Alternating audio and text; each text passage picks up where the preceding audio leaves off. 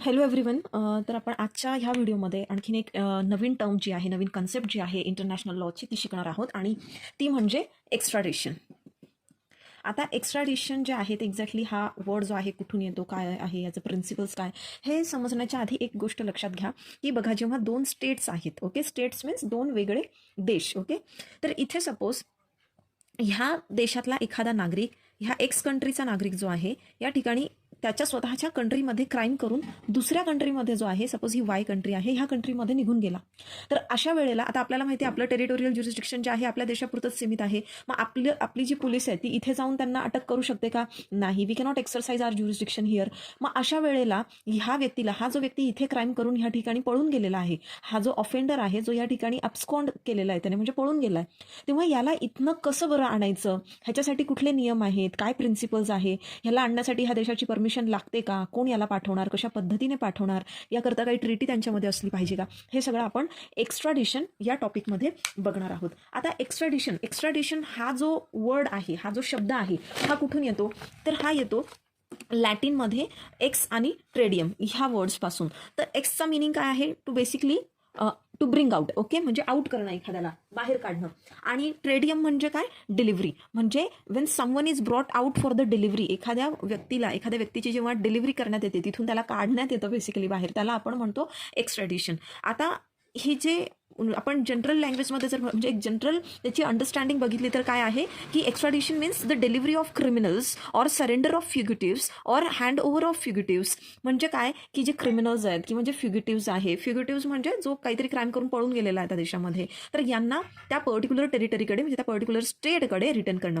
तर एक्स्ट्राडिशन काय आहे, याला आपण कसं डिफाईन करू शकतो? Extradition can be defined as surrender of an accused or a convicted person by the state on whose territory he is found to the state on whose territory he is alleged to have committed or to have been convicted of a crime. म्हणजे काय की ज्या स्टेटमध्ये त्याने crime केलेला आहे त्या स्टेटला, ह्या स्टेटने त्याला रिटर्न करणं आहे. म्हणजे ज्या स्टेटच्या टेरिटरीमध्ये सध्या तो इथे आहे, त्या स्टेटने ज्या स्टेटच्या टेरिटरीवर त्याने क्राईम केलेला आहे तिथे त्याला रिटर्न करणं, याला आपण म्हणतो एक्स्ट्राडिशन. तर इंडियामध्ये याच्याकरता आपल्याकडे दी इंडियन एक्स्ट्राडिशन ॲक्ट आहे 1962चा, आणि आपल्याकडे आपण जे आहे 48 देशांसोबत आपली ट्रिटी आहे, एक्स्ट्राडिशनची ट्रिटी आहे. This is something extra which is not given in your books. तर आता इथे पर्पज काय आहे बरं एक्स्ट्राडिशनचा, काय हेतू आहे एक्स्ट्राडिट करण्याचा क्रिमिनल्सला?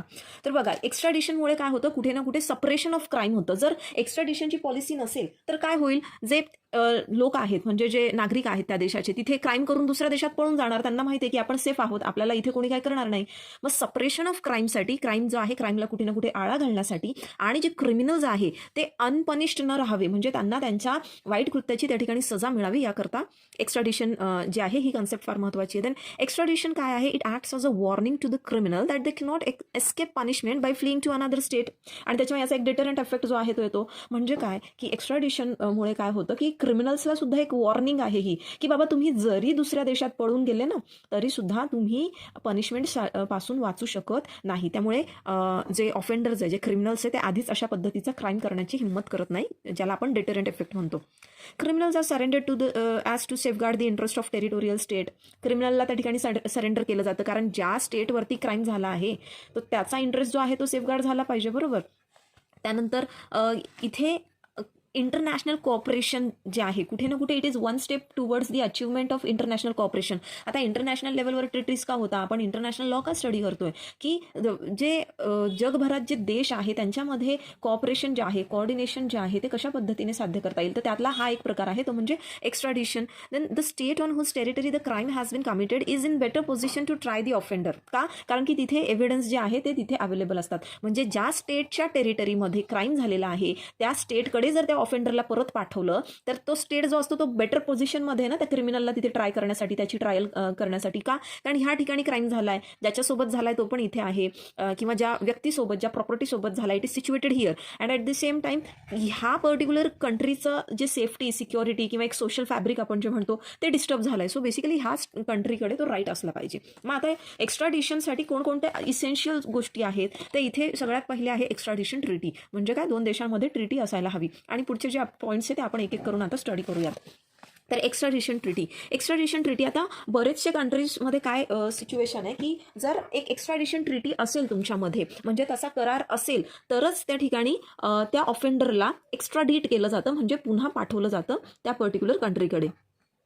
आता हे जे काही स्टेट्स आहे ना, जसं की युनायटेड स्टेट्स, बेल्जियम, नीदरलँड्स, ह्यांच्याकडे काय आहे, ही एक ॲब्सोल्यूट प्री कंडिशन आहे. म्हणजे जर युनायटेड स्टेट्स आणि इंडियामध्ये जर ही एक्स्ट्राडिशनची ट्रिटी असेल, तरच जर आपला कोणी इंडियन क्राईम करून युनायटेड स्टेट्समध्ये तिथे एस्केप केलं त्याने, म्हणजे तिथे पळून गेलाय US मध्ये, तरच US त्याला आपल्याकडे पाठवणार. जर इंडिया आणि US मध्ये तशी ट्रिटी नसेल, तर तो आपला म्हणजे जो कोणी ऑफेंडर आहे तो आपल्याकडे त्याला रिटर्न करणार नाही. तर युनायटेड स्टेट्स, बेल्जियम, नीदरलँड्स यांच्याकडे काय आहे, ही ॲब्सोल्यूट प्री कंडिशन आहे की ही कंडिशन सॅटिस्फाय झाली तरच तिथे त्या पर्टिक्युलर ऑफेंडरला पाठवण्यात येतं. त्यानंतर मग एक्स्ट्राडिशन ऑफ पॉलिटिकल ऑफेंडर्स. आता जे पॉलिटिकल ऑफेंडर्स असतात ना, ह्यांचं एक्स्ट्राडिशन होत नाही. का? आता इथे काय म्हटलंय की जे पॉलिटिकल ऑफेंडर आहे, एकतर यांचा जो क्राईम असतो इट इज नॉट ॲक्च्युली क्राईमच्या बेसिकली जी एक ट्रेडिशनल डेफिनेशन आहे क्राईमची, त्याच्यामध्ये कुठे ना कुठे पॉलिटिकल ऑफेंडर्स जे आहे ते बसत नाही, आणि त्याच्यामुळे जे पर्सन्स अक्युज्ड आहे पॉलिटिकल क्राईमचे त्यांना एक्स्ट्राडिट केलं जात नाही. तर इकडे बघूयात आपण की याच्या मागे एक्झॅक्टली काय बेसिस आहे हे सांगतात. So if political offenders are extradited, it is feared that they would not be treated fairly. त्याच्यामुळे की म्हणजे जर आपण पॉलिटिकल ऑफेंडर्सला एक्स्ट्राडिट केलं, तर त्या टेरिटरीमध्ये जिथे त्याला, म्हणजे ज्या स्टेट टेरिटरीमध्ये त्याला एक्स्ट्राडिट करण्यात येणार आहे, तिथे त्याच्यासोबत फेअर ट्रीटमेंट होणार नाही, अशी त्या ठिकाणी दाट शक्यता असते. त्यानंतर जो ऑब्जेक्ट असतो ना पॉलिटिकल ऑफेंडरचा, तो शेल्टर घेणं असतो, रादर दॅन की पळून जाणं एखाद्या गोष्टीपासून. तर त्यांना तिथे आश्रय हवा असतो, शेल्टर हवा असतो. का? कारण की त्यांच्या कंट्रीमध्ये त्यांच्यासोबत मे बी इनह्युमन ट्रीटमेंट जी आहे त्यांना ती दिली जाऊ शकते. आणि पॉलिटिकल ऑफेंडर्स हे ऑर्डिनरी क्रिमिनल्सच्या कॅटेगरीमध्ये येत नाही. त्या ऑर्डिनरी क्रिमिनल्स, एखाद्याने मर्डर केला किंवा एखादा भयंकर मोठा ऑफेन्स केला किंवा टेररिझम सारखा ऍक्ट असेल आणि तो पळून गेला तिथे, तर that is a very different thing की तिथे सिरियस नेचरचा क्राईम इन्व्हॉल्ड आहे. पण पॉलिटिकल ऑफेंडर्स काय कोण असतात हे, की म्हणजे तुमच्या देशामध्ये फॉर एक्झाम्पल लोकशाहीच्या ऐवजी हुकुमशाही चालू आहे आणि त्या हुकुमशाहीच्या अगेन्स्टमध्ये तुम्ही आवाज रेज केला. तुम्ही एक तिथली पॉलिटिकल पार्टी आहात किंवा एक पॉलिटिकल लीडर आहात आणि तुम्ही तुमचा आवाज रेज केला, आणि जे हुकुमशाही पद्धतीचं जे सरकार होतं ते तुम्हाला आता त्याच्यामुळे कधी पण अटक करेल, तुरुंगात टाकेल किंवा तुम्हाला मारूनही टाकू शकतात, इथपर्यंत जाऊ शकतात. मग त्यामुळे असे जे पॉलिटिकल ऑफेंडर्स आहे, ॲक्च्युअलमध्ये ज्यांनी कुठला ऑर्डिनरी क्राईम तो केलेलाच नाहीये, अशा लोकांना शेल्टर मिळणं हे खूप महत्त्वाचं असतं. देन पॉलिटिकल ऑफेंडर्स जे असतात हे डेंजरस नसतात त्या टेरिटोरियल स्टेट करता. म्हणजे आता तुम्ही त्यांना तिथे जर तो ह्या स्टेटमध्ये फॉर एक्झाम्पल ह्या स्टेटमधून त्याने ह्या स्टेटमध्ये एस्केप केलं आहे, तर ह्या स्टेटमध्ये पण तो डेंजरस नाही आहे आणि ॲक्च्युली इथे पण तो डेंजरस नव्हता, पण जी हुकुमशाही पद्धतीची सत्ता आहे त्यांना तो त्या ठिकाणी नकोस आहे. सो त्यामुळे हे एक बेसिस ठरतो की त्यांना पाठवण्यात येत नाही. आता ह्याच्यामधून कुठले ऑफेंडर्स जे आहे ते एक्सक्लूड केलेले आहे, की ज्यांनी असे पॉलिटिकल लीडर्स की ज्यांनी ह्युमॅनिटीच्या अगेन्स्ट काही क्राईम केलेला असेल, तेव्हा मात्र तिथे त्यांना एक्स्ट्राडिट करण्यात येतं. किंवा हायजॅकिंग, होस्टेज टेकिंग अशा पद्धतीचे जे कुठले ऑफेन्सेस आहे ते जर त्या ठिकाणी कमिट झाले असेल तर इथे एक्स्ट्राडिशन नक्कीच होतं. पण अदरवाईज फक्त पॉलिटिकल पद्धतीचा जर त्याचं क्राईम आहे तेव्हा तिथे एक्स्ट्राडिशन होत नाही. त्यानंतर आहे मिलिटरी ऑफेन्सेस. आता मिलिटरी ऑफेन्सेस आणि ज्या ॲक्टिव्हिटीज आहे ना, ह्या सुद्धा क्रिमिनल नेचरच्या नसतात. आता मिलिटरी ऑफेन्सेस दोन प्रकारात येतात. एक तर जे मिलिटरी पर्सन्स आहे त्यांच्याकडनं दोन प्रकारचे ऑफेन्सेस होऊ शकतात. एक म्हणजे कोणता ऑर्डिनरी क्राईम, की जो तुम्ही आम्ही केला तरी क्राईम आहे, तर मग जर तसा क्राईम त्यांच्याकडनं झाला फॉर एक्झाम्पल मर्डर वगैरे असं काहीतरी, मग त्यांना डेफिनेटली तिथे एक्स्ट्राडिशन त्यांचं करण्यात येईल. पण आता जो दुसरा प्रकार आहे की जो फक्त आणि फक्त म्हणजे असे क्राईम्स, असे ऑफेन्सेस जे फक्त मिलिटरी मॅटरशी रिलेटेड आहे, तेव्हा त्यांचं जे एक्स्ट्राडिशन आहे ते होणार नाही. त्याच्यामध्ये डेझर्शन जो आहे एक प्रकारे, की त्याने सोडून दिलं, म्हणजे आर्मी न सांगता सोडून निघून गेला, तो पळून गेला, सो इथे होत नाही त्याचं extradition. Then rule of double criminality. आता जर एखाद्या इंडिव्हिज्युअलचं, एखाद्या ऑफेंडरचं आपल्याला एक्स्ट्राडिशन करायचं असेल तर इथे रूल ऑफ डबल क्रिमिनॅलिटी ही जी कन्सेप्ट आहे ही सॅटिस्फाय झाली पाहिजे. आता इथे रूल ऑफ डबल क्रिमिनॅलिटी म्हणजे काय आहे, की the act of the person where extradition is claimed by requesting state must be a crime in both states. म्हणजे जो रिक्वेस्टिंग स्टेट आणि रिक्वेस्टेड स्टेट आहे, म्हणजे काय बरं, की आता फॉर एक्झाम्पल हा एक स्टेट आहे, ठीक आहे, हा स्टेट आहे, ह्या स्टेटमध्ये ह्या पर्सनने क्राईम केला आणि ह्या दुसऱ्या स्टेटमध्ये तो पळून गेलाय, ठीक आहे.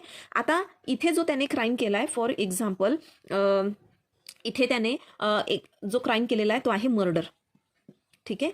आता मर्डर असा क्राईम आहे तो जगभरामध्ये क्राईमच आहे ॲक्च्युली. मग ह्या स्टेटमध्ये जिथे हा पळून गेला आहे हा व्यक्ती, इथे पण मर्डर क्राईम असला पाहिजे आणि तो आहे. मग इथे पण जर तो जो पर्टिक्युलर ॲक्ट त्याने केलेला आहे तो जर ह्या देशामध्ये पण त्याला क्राईम म्हणून रेकग्नाईज करण्यात येत असेल तर मग ह्या पर्टिक्युलर पर्सनला इथे एक्स्ट्राडिट करण्यात येतं, म्हणजे एक्स्ट्राडिशन जे आहे होऊ शकतं. पण सपोज अशी एखादी गोष्ट असेल की ती ह्या देशामध्ये क्राईम आहे परंतु ह्या देशामध्ये क्राईम नाही आहे, तो ॲक्ट जो आहे तो ह्या पर्टिक्युलर स्टेटमध्येच क्राईम आहे, इकडे नाही आहे, मग त्याचं एक्स्ट्राडिशन जे आहे ते होऊ शकत नाही. हा आहे आपला rule of double criminality. The next is rule of speciality. ना what is rule of speciality म्हणजे काय, त्या पर्सनला त्या पर्टिक्युलर ऑफेन्ससाठीच ट्राय केलं गेलं पाहिजे जो त्याच्यावर आरोप लावला होता, त्याच्यापैकी दुसऱ्या ऑफेन्ससाठी नाही. Means a person to be एक्स्ट्राडिटेड, ज्या व्यक्तीचं एक्स्ट्राडिशन करायचं आहे, he should be tried for that particular offence only for which extradition was claim. ज्या ऑफेन्ससाठी त्या स्टेटने एक्स्ट्राडिशन क्लेम केलं की बाबा रे तुम्ही ह्याला पाठवा आमच्याकडे कारण की त्याने असा असा गुन्हा केला आहे, तर तुम्ही त्याच ऑफेन्ससाठी त्याला ट्राय करू शकता, त्याच्या व्यतिरिक्त इतर ऑफेन्ससाठी ट्राय करू शकत नाही.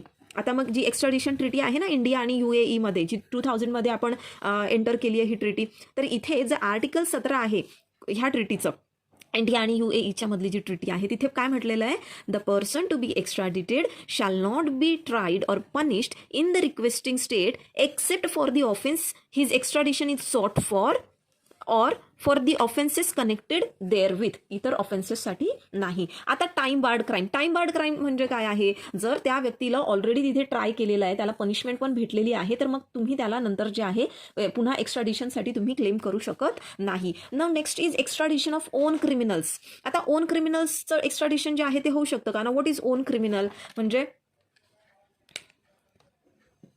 ही एक कंट्री आहे, ठीक आहे, हा एक स्टेट आहे आणि हा एक स्टेट आहे, स्टेट A आणि स्टेट B. आता फॉर एक्झाम्पल की इथे B कंट्रीचा जो सिटीजन आहे तो A कंट्रीमध्ये येतो, ठीक आहे, B कंट्रीमधून एक सिटीजन जो आहे तो A कंट्रीमध्ये येतो, इथे तो काहीतरी क्राईम करतो आणि पुन्हा त्याच्या देशात निघून जातो. आता हा जो क्रिमिनल आहे हा B कंट्रीचा काय आहे, ह्याच्याच देशाचा नागरिक आहे, हा ह्याचाच नॅशनल आहे. मग आता ह्याच्याच म्हणजे ह्याचाच हा नागरिक असला तर मग हा कंट्री, ही जी कंट्री आहे याला रिटर्न पाठवेल का इकडे, एक्स्ट्राडिशन होईल का अशा केसमध्ये.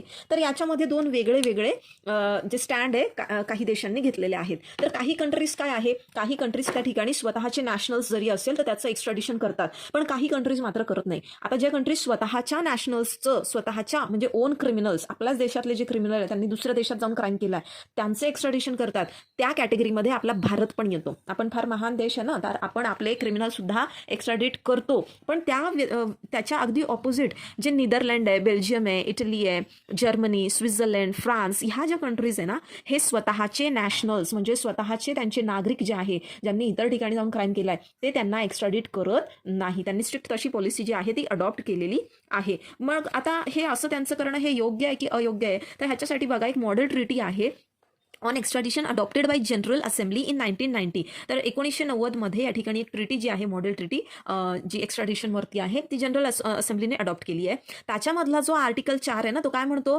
की extradition may be refused if the person whose extradition is requested is a national of the requested state. तर इथे एक्स्ट्राडिशन जे आहे ते रिफ्यूज केलं जाऊ शकतं की ज्या व्यक्तीचं तुम्ही एक्स्ट्राडिशन तिथे रिक्वेस्ट करताय तो तुमच्याच देशाचा नागरिक असेल तर. Then extradition and human rights violation. आता जर एखाद्या व्यक्तीचे ह्युमन राईट्स जे आहे ते व्हायोलेट होणार असतील, ते व्हायोलेशन त्याचं होणार असेल तर तिथे अगेन रिफ्यूज करू शकतो तो स्टेट, जो रिक्वेस्टेड स्टेट आहे ना, म्हणजे ज्या स्टेटकडे रिक्वेस्ट केलेली आहे. तर ह्या स्टेटला असं वाटतं की आपण ह्याला जर इकडे त्याच्या स्टेटमध्ये पाठवलं तर इथे त्याच्या ह्युमन राईट्सचं ग्रॉस व्हायोलेशन होऊ शकतं, म्हणजे त्याच्या मानवाधिकारांचं हनन होऊ शकतं, तेव्हा सुद्धा तिथे रिफ्यूज केलं जाऊ शकतं. Then extradition for an offence of fiscal character. आता फिस्कल कॅरेक्टर म्हणजे काय, जे ऑफेन्सेस प्युअरली पैशांशी रिलेटेड असतात, म्हणजे रेव्हेन्यू रिलेटेड की टॅक्स चोरी केली आहे, रेव्हेन्यू नाही परत केलेला आहे, एक्साईज, कस्टम्स वगैरे. आता ह्याच्यामध्ये बघा सगळ्यात मोठं नाव आपल्या डोळ्यासमोर लगेच येतं नीरव मोदी, है ना, किंवा यांचं आपण म्हणतो ना की हे दुसरीकडे क्राईम करून पळून जाता, का बरं ह्यांना आपण घेऊन नाही आहेत, हे ललित मोदी, हा नीरव मोदी आणि अजून काही असे जे लोक आहेत हे का बरं तिकडे जाऊन बसलेली आहेत, आरामात कसं काय तिथे एन्जॉय करताय. तर त्याच्यासाठी रिझन हे आहे, एकतर आपल्यात आणि त्यांच्या UK मध्ये तशी ट्रिटी नव्हती फार अलीकडे, मला वाटतं 1992 का 97 असं काहीतरी, 92 आहे गेस, तेव्हा आपल्यात आणि त्यांच्यात ती ट्रिटी झाली एक्स्ट्राडिशनची. त्याच्या आधीपर्यंत ट्रिटी नव्हती. आणि दुसरं महत्त्वाचं रिझन म्हणजे ते जे ऑफेन्सेस आहे ते फिस्कल कॅरेक्टरचे आहेत. म्हणजे काय, it is related to revenue, taxes, excise. तर ह्याच्याशी रिलेटेड जेव्हा ऑफेन्सेस केलेले असतात तेव्हा सुद्धा एक्स्ट्राडिशन होत नाही. मग याच्यामध्ये यांनी डॉक्टर धरम तेजाची केस दिली आहे 1978ची. तुम्ही तुमच्या पेपरमध्ये नीरव मोदी, ललित मोदी ह्यांची केस सुद्धा टाकून येऊ शकता. तर तेजा जो आहे ह्याने काय केलं होतं, हा ॲक्च्युली एक मॅनेजिंग डिरेक्टर होता. एक जयंती शिपिंग कॉर्पोरेशन म्हणून कंपनी होती आणि त्याचा हा मॅनेजिंग डिरेक्टर होता. तर ह्याने करोडो रुपये, इथे आता 4 करोड रुपये जे आहे म्हटलं की ह्याने 4 करोड रुपयांचा टॅक्स अरियर जो आहे त्या ठिकाणी केलेला होता. रिकव्हरी बाकी होती. अरियर्स इज वॉट, थक बाकी. त्याने हा जो आहे टॅक्स भरलेला नव्हता. आणि तो कुठे निघून गेला मग? So he fled away from India. आणि मग तो आपल्याला कुठे सापडला? ॲक्च्युली त्याला लंडनमधून आणला आपण नंतर. तर इथे एक्स्ट्राडिशन जे आहे त्याचं करता आलं नाही. तो कुठे गेलेला ॲक्च्युअलमध्ये? सगळ्यात पहिले तो कुठे गेला होता की तो आयव्हरी कोस्ट इथे गेला होता. पण आयव्हरी कोस्टच्या गव्हर्नमेंटने सरळ रिफ्यूज करून टाकलं की there is no extradition treaty, so we are not gonna extradite this person. आणि अगेन त्याचा जो ऑफेन्स होता तो फिस्कल नेचरचा होता. त्यानंतर तिथून तो लंडनमध्ये ज्यावेळेस गेला तेव्हा आपण त्यांना रिक्वेस्ट केली आणि तिथून त्याला एक्स्ट्राडिट करण्यात आलं होतं. So this was your extradition. आता एक्स्ट्राडिशन तुमचं झालेलं आहे. आपण पुढच्या व्हिडिओमध्ये असायलम बघूयात.